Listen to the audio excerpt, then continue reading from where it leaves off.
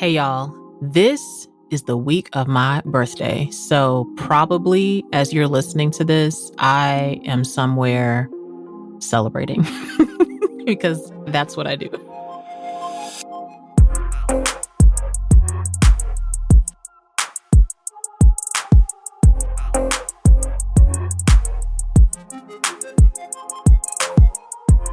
I have only had 1 year in my adult life so far that I can think of that I worked on my birthday.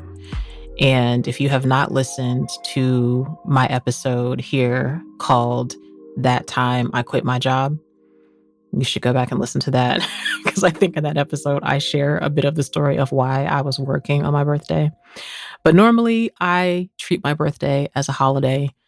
Outside of that year, I take the day off. I don't like to work on that day. I actually was supposed to work on my birthday last year. And then, of course, ended up not working because the event got rescheduled and I was home. So this episode is my hashtag 40AF episode. And if you've been listening to the podcast, you have probably listened to my interview with Christy Gomez, where she told me the story of what her experience was like as she turned 40 and what her 40s have been like. And as I was turning 40, I longed for stories like this to hear from women, to hear from Black women and women of color in particular. And so I thought it would be fitting the week of my birthday to share what my 40AF story is since I turned 40 last year during the pandemic. So normally when I do these episodes, I am wanting to organize this around a few questions. I want to talk about what my 30s were like. I want to talk about what did I think my life would be like when I turned 40, what my life was actually like when I turned 40, what has been the theme of my 40s so far, and if I could give advice to a woman about to turn 40, what I would tell her. So these are the questions that Christy and I talked about, and I wanted to answer them as well. And you will hear more episodes here of me interviewing other women of color about their 40AF stories. And if you have a 40AF story you want to tell me, I would love for you to comment on socials. I want to thank each of you for your comments. I see you commenting on social media. I see you sharing the episodes in your Instagram stories and on Twitter. Just know that it means the world to me because I'm talking to all of you, but I don't get to see all of you and interact with all of you, at least not yet. Eventually, we will be having Her with Amena Brown live events when it's safe to do so and we can all get together in person. I'll get a chance to see you. But in the meantime, getting to see you talking about this and your stories, some of you have been DMing me, seeing your comments, just know it means the world to me. I try as best I can to respond to all of you. Sometimes I'm not able to, but know if you didn't hear from me, please charge it to my head or me being in the bed laying down somewhere. Not that I am not appreciative. So thank you so, so much for that. So I'd love to hear your 40AF stories too. What were my 30s like?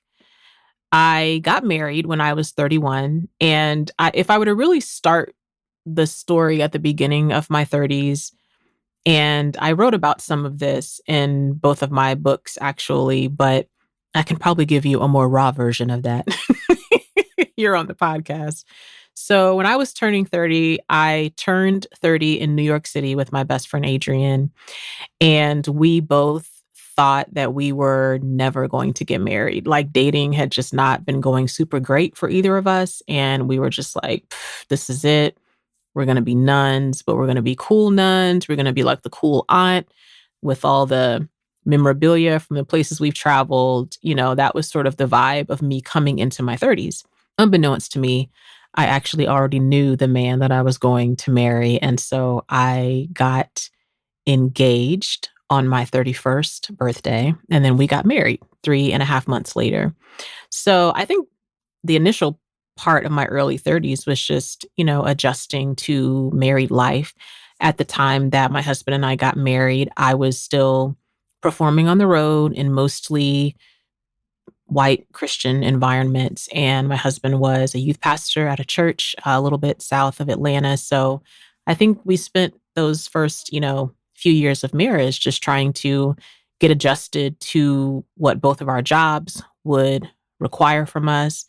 we started pretty quickly traveling together and performing together. And so I definitely think part of my 30s was adjusting to that in the early parts and then us finding a wonderful rhythm together of how we could do this thing on stage together. We were recording albums together. I know I'm very terrible at telling y'all I have albums, but if you've ever heard any of my poetry albums, all of the music that you hear there is my husband's creation. So we had a really great opportunity in my 30s for us to get a chance to create a lot together, which was wonderful. I think I spent a lot of my 30s working, to be honest. I feel like I had a lot of like hectic hustle kind of schedule.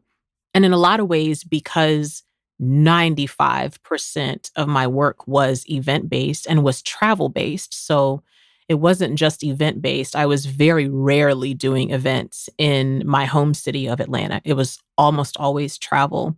And the thing about travel that I've actually really been reflecting on a lot since the pandemic, because for the most part, I haven't been traveling for work during the pandemic. I think there were a couple of times we had to do like some shoots and different things like that, that we had to like go somewhere in driving distance, shoot for the day, come home masked and all the everything, sanitizer, Lysol, everything.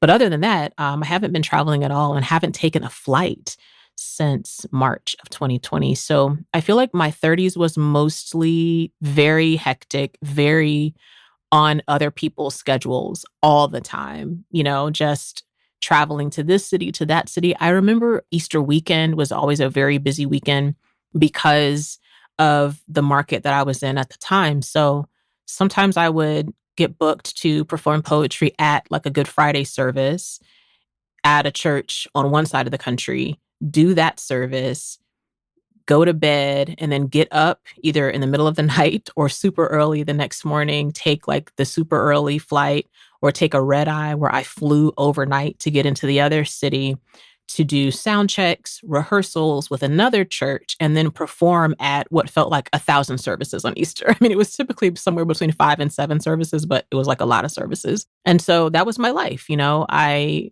was excited in my 30s to be at a point where I could do this full time, and I was making pretty good money at the time doing that.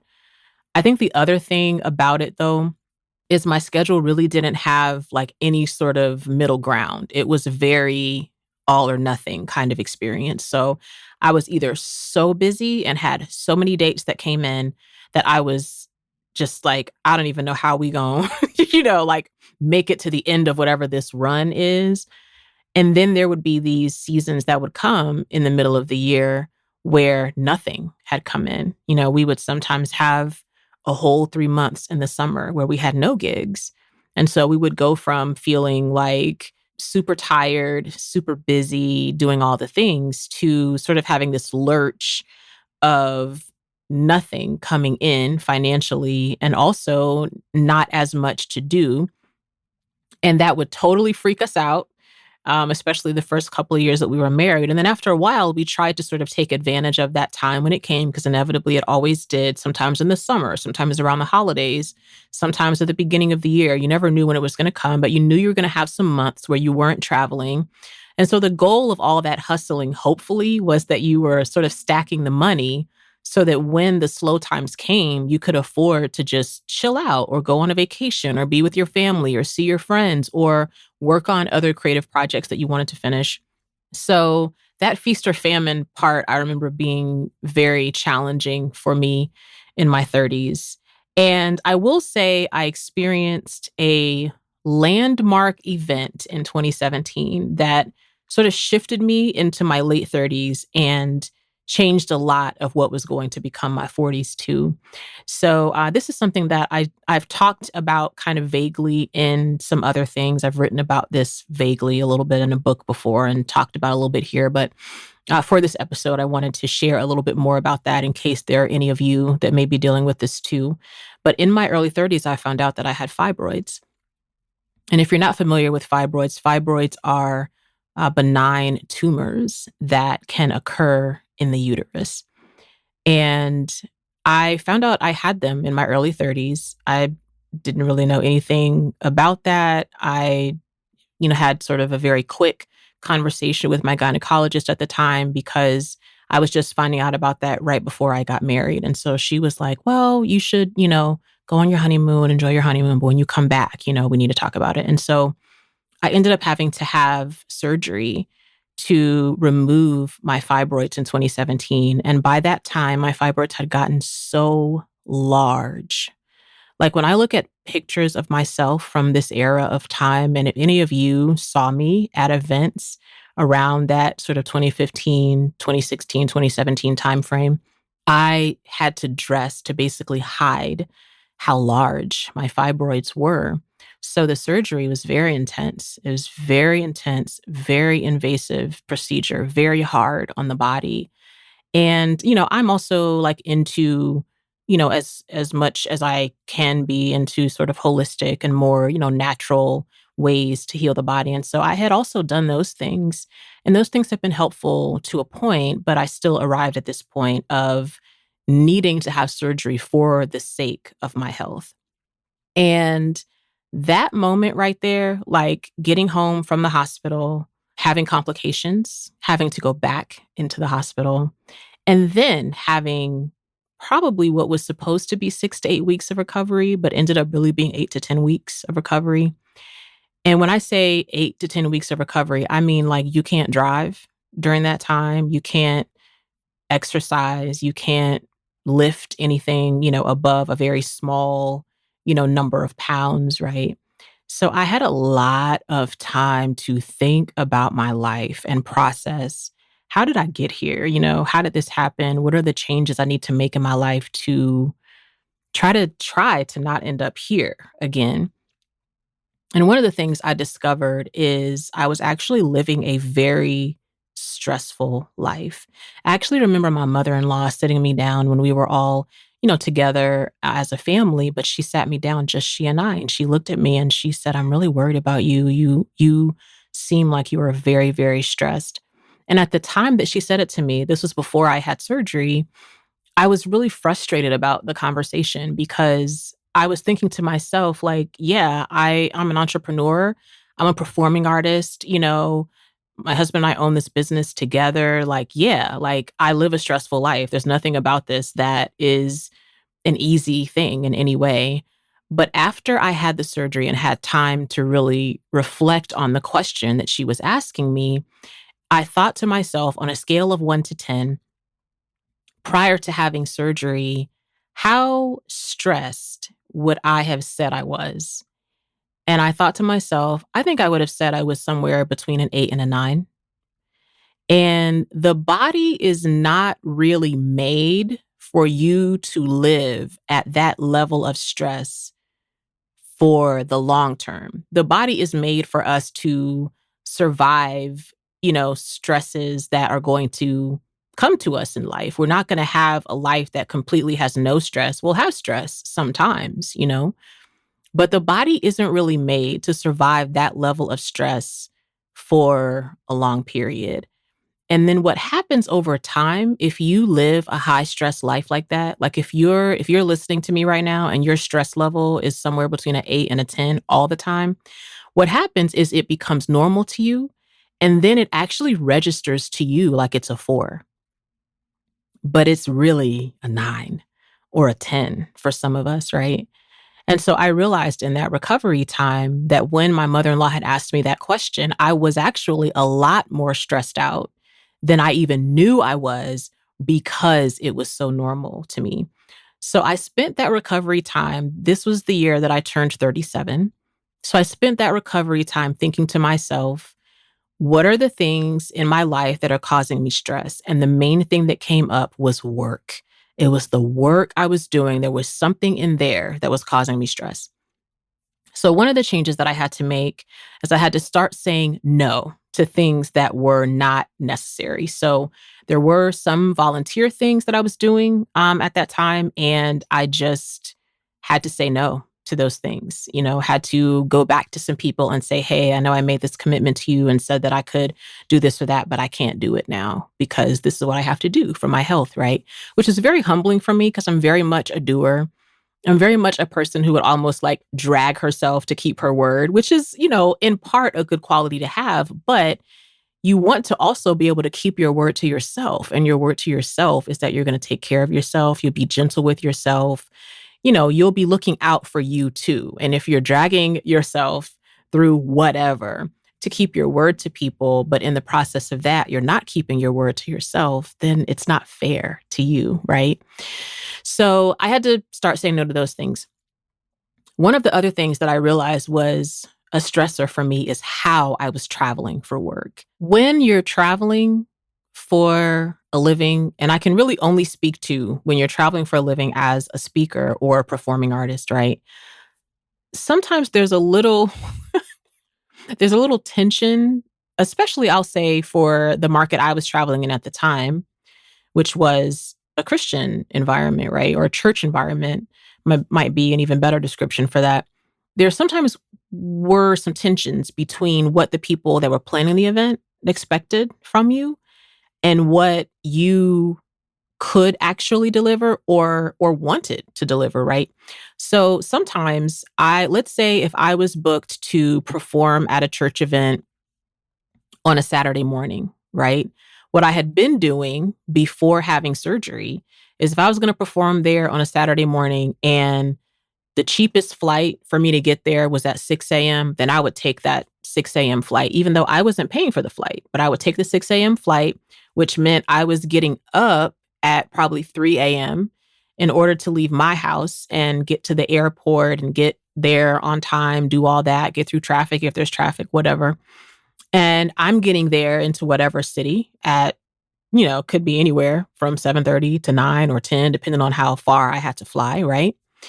And I'm getting there just in time to leave the airport, run right to sound check, eat a quick little late breakfast, get to the hotel, maybe change clothes, freshen up, speak, and then depending on the engagement, if I had to speak more than once that day or whatever, but pretty much after I finished talking, I would fly out, go home. Well, I realized that a part of the problem was I needed to stop doing those 6 a.m. flights if I didn't have to. I had to request from whoever it was that was booking me to come in the night before so that I could get in at 7 p.m. the night before, get to the hotel, drink some water, get some really good sleep so that I'd be fresh to do what it was they asked me to do that next morning. But sometimes what would happen is I would get booked to do an event. And even if I would request to come in the night before, the people planning the event might think I was just at my hotel chilling, that I have time to go to dinner with these people, or I have time to attend this social function, which isn't technically a part of what I've been booked to go there to do. But they just think it could be a cool idea, if I could hang out with so and so, or if I could come to whatever session it was. And I also think for people who maybe don't do road life, I think sometimes people that were planning events thought that the road life was very lonely or thought that our lives as people who did road life were very lonely. So they would say things like, yeah, when you fly in, you should just come to one of the sessions. You can just relax. You don't have to do anything. You could just let us pour into you. And I would always kind of chuckle a little bit because I was like, yeah, road life itself can be lonely, but my life is not lonely. I actually have like wonderful people in my life.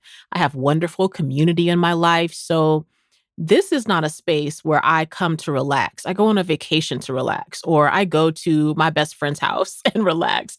I go to my mama's house and relax. I don't come to this space where it's mostly strangers and people I'm just meeting to relax. I came here to work. So me not coming to this dinner or me not coming to the whatever social function is attached to this event is actually for me to be better and fresher doing what it is you actually asked me to do at the event, right? So I had to start saying no in some of those moments and letting myself not be worried about if that was awkward for the other person I'm talking to, and saying those things up front when people would request me for events that I am going to come in the night before. I will not be at the such and such activities, but I will be there on time for sound check and I will be there on time for my time to be on stage. And a lot of times, because y'all can probably tell if y'all been listening to this podcast, a lot of times I stayed for a long time after I would perform because I actually loved talking to people at the event when I could. I loved like doing book signings. I mean, all things that we did willy-nilly before the pandemic, but I would stay, I would do book signings and just talk to people if they wanted to talk after the events. I love that part, just getting to connect with the audience. But just really deciding and doing a better job deciding what is actually necessary. And if it's not necessary, then maybe we don't need to do it. And I think the last thing that I had to assess in that recovery time was what about this space I'm working in, what is actually stressing me out? Because I can plan for, the logistics and trying to improve some of those aspects. But I also really was at the beginning in my late 30s of discovering that it wasn't just the logistics of the work I was doing. It was actually the space where I was working that was causing me high amounts of stress. And that was stressful for a couple of reasons. I think one of the reasons it was stressful on on just a basic level is being a Black woman in a predominantly white space is just stressful, period. Whether it's church space, whether it's nonprofit, whether it's corporate, being the only Black woman in that space is stressful. And really, for a lot of us as women of color, being whoever we are in predominantly white spaces has typically high levels of stress for us, even more stress than sometimes we know or acknowledge in the moment, right? So that was definitely a part of the foundation of why it was stressful.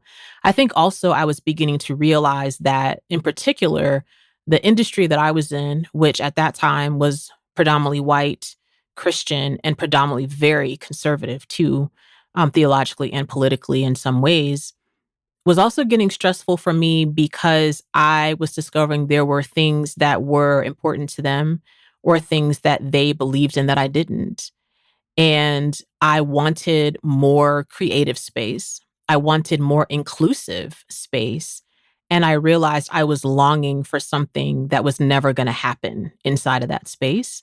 And so it was stressful to re-enter there because I was being asked maybe to speak about something that I don't believe or speak on something. And then what I have to say about it doesn't match the beliefs of the people there that have started the event or started the organization or whatever it was. And just realizing that I felt like my voice was growing and becoming in a lot of beautiful ways. And that in those ways, that voice wasn't welcome in its fullness in these spaces. So I feel like my 30s was this journey to this halt right here at having this surgery. And after that surgery, that caused a great shift that was sort of leading me right there into what the beginning of my 40s was going to be.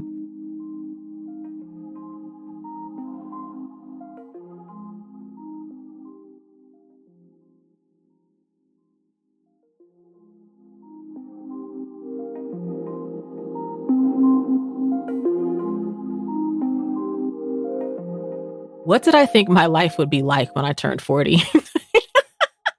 Well, I didn't think we were going to be in a pandemic. Let's start with that. I did not think that. I don't know how many of us thought that, but I didn't think that because my birthday is in May. So I think a lot of us were thinking in the beginning, like, oh, we'll be on lockdown for maybe 2 weeks, maybe 4 weeks. Things will be back to normal, right? And like over a year later, we're still not back to normal. I think when I think about what I thought my life was going to be like when I turned 40, I think about two things. Maybe just one thing really, but probably two things, honestly. One of them is that I thought that I was going to be the mother of like an elementary school kid by the time I was 40. That's what I thought. I always had that in my mind. I thought I was going to spend my 30s child rearing, basically. And then by the time I got into my 40s, I'd be, dealing with like an elementary school kid or, transitioning into like middle school and the beginning of high school kid. And when I got into my late 30s and I it started kind of settling in with me when I turned 38, like, oh, you might turn 40 and you might not have kids. And what does that mean? And that sort of dovetails to me how I approached turning 30. So in my 20s, my person that I wanted to please or that I wanted to approve of me was my 30-year-old self. And there were so many like decisions and adventures and I'm sure mistakes that I made that I was thinking in my mind, I wonder if my 30-year-old self's going to be proud of this. Or I think my 30-year-old self is going to be super proud of me that I made this choice, that I didn't do this or that I did do that, you know? And so then by the time I got to 30, I was like, yeah, I'm in there, except the fact that I'm not married and I thought I was going to be married by the time I was 30. So, boop, here we are. But I already had such a sense of adventure that my 30s, even though I felt like, oh man, I wished I would have gotten married by then. But I was also like, oh, well, I haven't, and I may not get married. So if I don't get married, then what do I want my life to be about? Because my life is about more than the relationship that I'm in.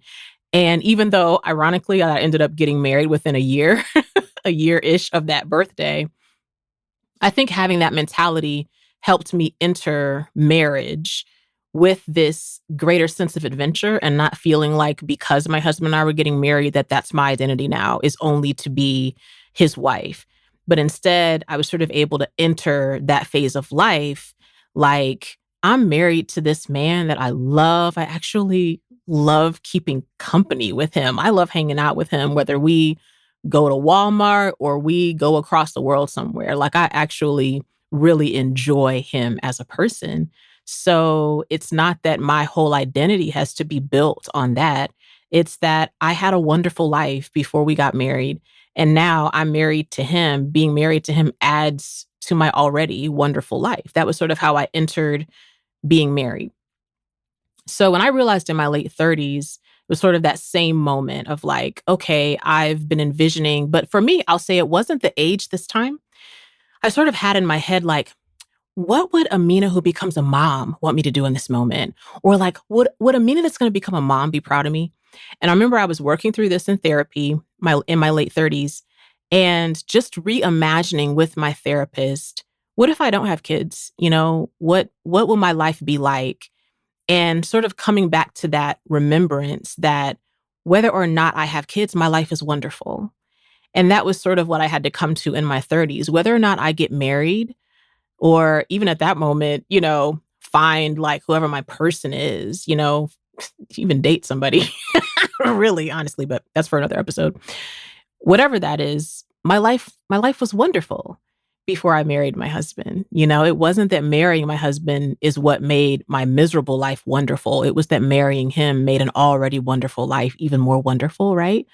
So I think my therapist and I were working through that. And I just started feeling it come up in my late 30s and started working through what's the adventure that can be there for you in your 40s to experience versus you walking into this decade thinking about the things you thought you would have experienced or thought you would have, air quotes, achieved by this time, right? So I thought my 40s was going to be, I won't say boring. I don't think I thought that, but I thought my 40s was going to be pretty routine. I thought it was going to be without actually a lot of adventure because I thought, probably going to have some kids by then, probably going to be going to PTA meetings or if they do extracurricular activities, probably going to be spending my time doing that, going to be organizing, what we do with our business and our travels around their schedules, right? And realizing as I was getting close to that birthday that wasn't going to be the case. And, I have not talked publicly a lot about, what that journey has been for us behind the scenes. I know that y'all hear me talking a lot, and that probably makes it seem like I am not a very private person. And those of you that have been following my career for a while, you see me perform and stuff. I'm not sure that I seem like a private person, but I am really a very private person about my personal life and things like that. They're just, I'm an introvert at the end of the day. So there are parts of my life that are good and wonderful and beautiful that I just love to keep to myself. And there are parts of my life that have been terribly hard that I did share with folks, but they were folks that we're very, very close to. They weren't things that I shared publicly. So I'm not ready to share some of all this journey right here, but one day maybe I will. And I will, and this will probably be the place that I will come back here and be like, okay, remember episode 32? Well, if you haven't listened to it, go back and listen to that because now I have more tea to share. But I'm not ready, honestly, to share some of the tea that goes with that. But that is what I thought my 40s were going to be. And in my late 30s, I definitely felt myself freaking out that I was realizing turning 40 wasn't going to look like I thought it was going to look, you know? What was my life actually like when I turned 40? Well, it was a pandemic, okay? It was a whole pandemic out here. So Matt's my husband. Matt and I had originally planned, I had my dream since I've been an adult, really, has been that on my 40th birthday, I wanted to go to Italy. So originally, that was the plan. Matt and I were going to do that. And y'all, I don't know if any of y'all have this experience, but I am one of those people that sometimes I get like a gut feeling, a gumption, a premonition, a something. I get a feeling to do something or not to do something. And I got a feeling prior to the pandemic that we shouldn't go to Italy. And so we talked about it. I mean, because we were just at the point where it was like getting to be time to like book flights and find hotels and do all that. And I just told Matt, I don't know. I don't feel like we're supposed to go. So we had no idea that even if we had booked all that stuff, we would have still been grounded here, you know, unable to travel. So then when I realized, okay, well, I'm not going to go to Italy, my next plan was to go to my mojo city, which if y'all have been listening to the podcast, you know, I talked about that in my Her Favorite Things episode, that my mojo city is New York. And so I was like, well, for some reason, I don't feel good about traveling internationally. Maybe I'll travel domestically. And then, of course, the pandemic happened. So did not get to go to New York either. So, my actual birthday, I cried, not on my birthday though, but in the weeks leading up to my birthday, I had to like shed some like disappointed tears because I realized it was really hard to think of ways to celebrate without having a restaurant to go eat at or a party that you could safely plan and be with the people that love you or a place you could go travel. Like I had to just sit down one day and just talk to Matt and cry my eyes out about feeling so disappointed about that.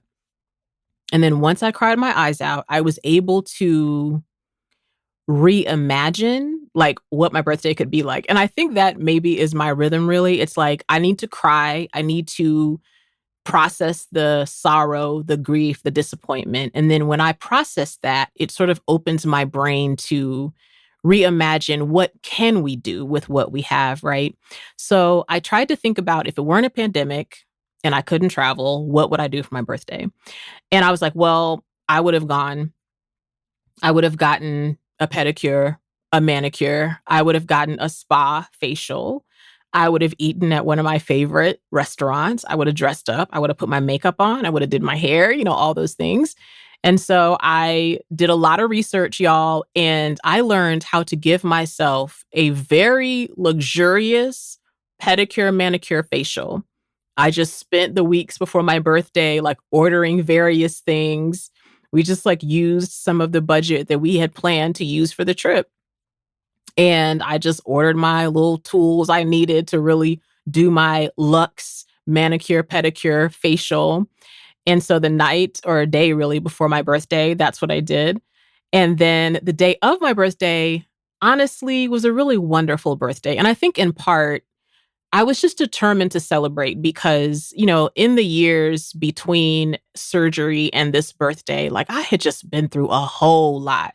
So I was just grateful to be here, you know, to celebrate that I'm here, that I'm well, you know, like I just felt like there was a lot of life to celebrate and I wanted to do that. And my therapist had said something to me. She said, you know, sometimes when hard things have happened to you, what ends up happening is you kind of mark time based on these hard things that have happened, you know? And she was like, so you end up being like, this is the first Christmas that This is the second Christmas that. This is the first birthday since, blah, blah, blah. And she was like, it's understandable to do that for a time. But she was like, I don't want you to lose out on celebrating yourself because every birthday, anniversary, holiday, or whatever it is the mark of how much time has passed since a bad thing happened to you. She was like, I think it's okay for you to say, this is my birthday. And that's a chance to like celebrate me and celebrate what I've survived and that I'm still here. Your anniversary with your husband, that's a time to celebrate this relationship that you love and where you feel loved. And so that was very much the energy around my birthday. Um, when I think about what my life was actually like, I have to tell y'all that this year so far, because I'm turning 41 this year. So this year of being 40 has been professionally probably the best year of my career, y'all. I mean, only like a few months after turning 40, I got a podcast deal with Seneca Women and iHeart, which is how you are listening to this right now. And I also signed a deal with Olay to be one of the faces of their Face Anything campaign.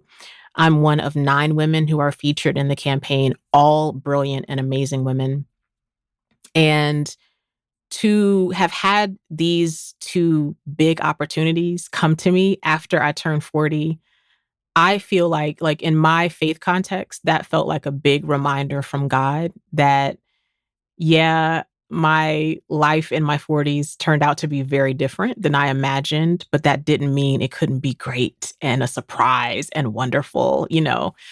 I remember when I was doing the shoot for Olay, we did the shoot for my portion of the Face Anything campaign, which was part commercial and part print ads as well.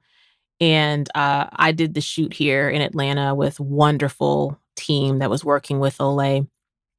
And I remember getting to the shoot and I had to do all the wardrobe stuff, try on all these different outfits. And the outfit that ended up fitting me the best was this dress that I would never have walked in a store and bought. Okay. Never would have bought this dress. It was white. It was fitting, like all my curves and everything. Like it almost fit me to the point that I think I would have been too self-conscious to wear it. But I put it on and it fit me like a glove. And I just went home after like a very long day of shooting. We probably were shooting almost 12 hours between video and photography. And I remember getting home and just thinking to myself, girl, you just did things that models do at 40 years old with your 40-year-old curves, with your 40-year-old belly.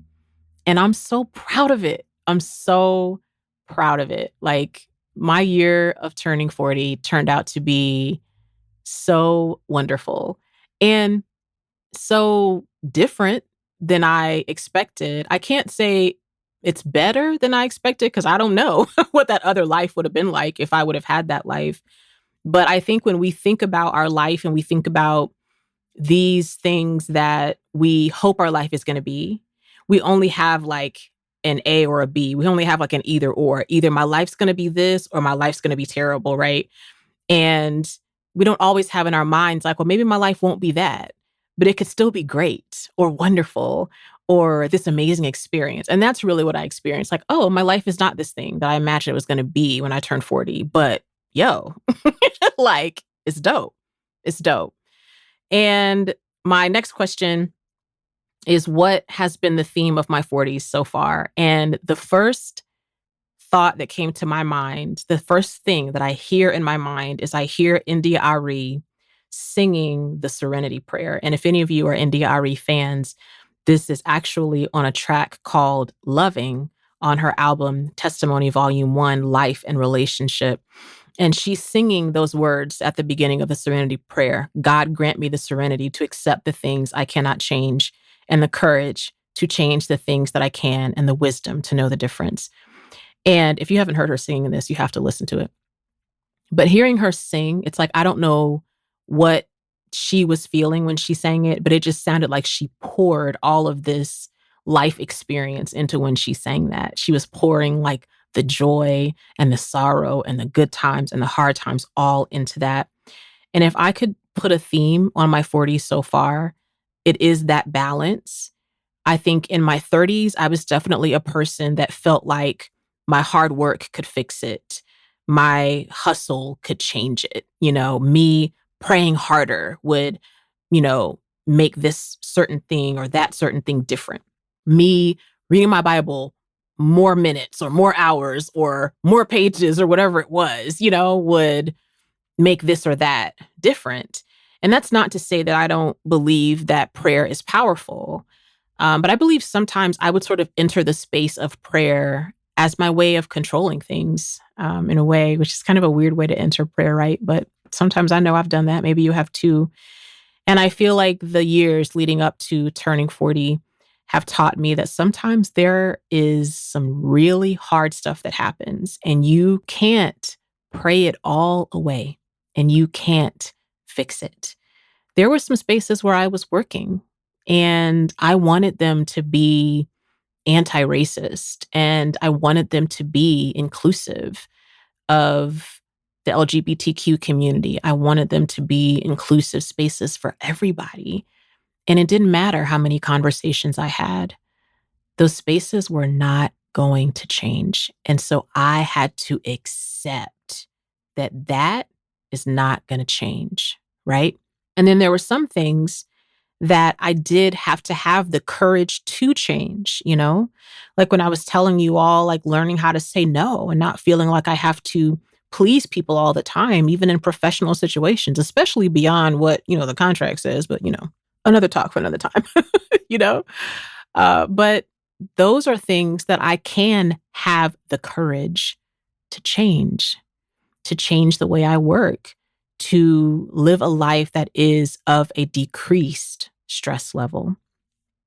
And then I love the last part of that, which is the wisdom to know the difference. That there's just going to come up both of those in life, just going to be some things that happen and I can't change it. And there'll be some things that I can put in the work to make them different or make them better. But I believe this decade of my 40s is bringing me the wisdom to know the difference. If I could give advice to a woman about to turn 40, what would I tell her? I would tell her, or you, if you're listening and you're about to turn 40, or if you're in your late 30s and you're like, oh man, what's happening here?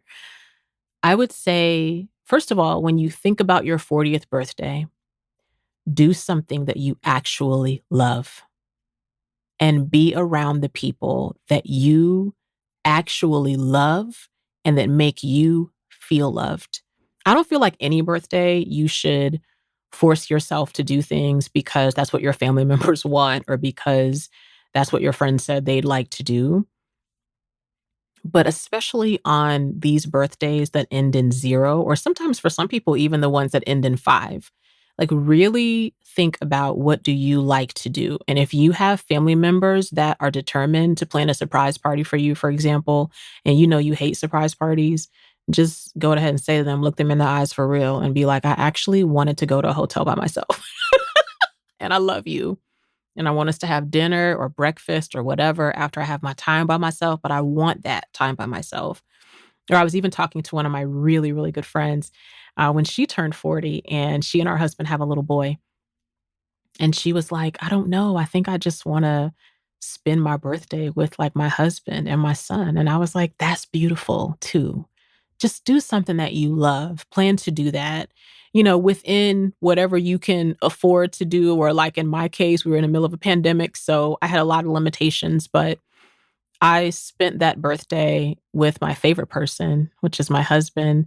My husband put this wonderful video together of all these people I love singing happy birthday to me. And I FaceTimed with people that I loved. I mean, even in that moment, I let myself be loved on. And I think you should ring in your 40th like that as much as you can. And not because it's like bad luck if you don't, or because that's the rest of your year or the rest of your decade. I don't really put a lot of stock in that. But I do think there's a lot of good energy to doing something for yourself. And the other thing I would say, if you're about to turn 40, I would say, release yourself from the expectations that society puts upon us about what any of our ages have to look like. I think there is a lot of pressure on women, because of the patriarchy, honestly. But I think there's a lot of pressure about your relationship status, about what your uterus is or isn't doing, right? Um, for those of us that have uteruses, you know what I mean? Like I think there's a lot of pressure about what we're doing relationship wise, what we're doing about having children. And depending on what environments you're in, if there's more value placed upon that than your actual satisfaction with your life or the fullness of your life. That if you're in a relationship with someone who loves you, that's dope. If you have children and they're in your family, you're loving them, you're raising them, that's dope. And those things are dope inside of your whole life. That those things themselves are not the only thing that define you, that you get to build your life upon whatever you decide to build it on. But I hope that you build it in the fullness of what that means, whoever you are and however you are, right? And I guess the last thing I would say is don't be afraid of being surprised of some things that are unexpected happening to you. Sometimes some of the things that are unexpected are the worst. They are terrible, okay? Like one day I'll come back and regale y'all with some of those stories that have greeted me in my late 30s and early 40s. But you'll also have some unexpected blessings. And I think it's good to have room for those. I think it's good to be open to that process as well. And aging, even though we have been taught by so many things and whatever from other people, like aging is beautiful. It's a beautiful process. It's you coming into your skin more. It's you knowing who you are more. It's you being willing to still learn, even after you've learned all these other things. It's beautiful. It's not something that we have to fear. It's a part of becoming who you are. And that's what you want in your life. You don't want to become what somebody else expected of you. You don't want to become smaller than you actually are. You want to be the full badass you. That's what I'd say. Anyways, I wanted to thank you all for listening. And normally at the end of these episodes, I have an outro, a segment of sorts that I do to give a crown to another woman of color. And I want to take this time to give a crown to you if you're listening. In general, and especially those of you that are in your 40s and beyond, or maybe approaching your 40s, I want you to give yourself a crown, whatever that looks like for you. I want you to say some good words to yourself today. I want you to think about what may be your expectations about the next decade of your life that's approaching. And I don't want you to think about all of the things that you haven't done or all of the, air quotes, expectations that you haven't met. I want you to think about what have you accomplished, or even beyond that, like who are you that you're proud of, and how can you celebrate her today? So whoever you are listening, you deserve it. Give yourself a crown.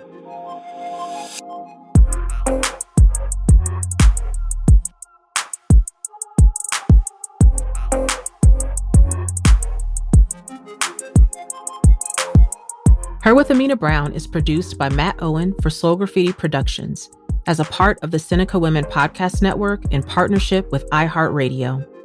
Thanks for listening, and don't forget to subscribe, rate, and review the podcast.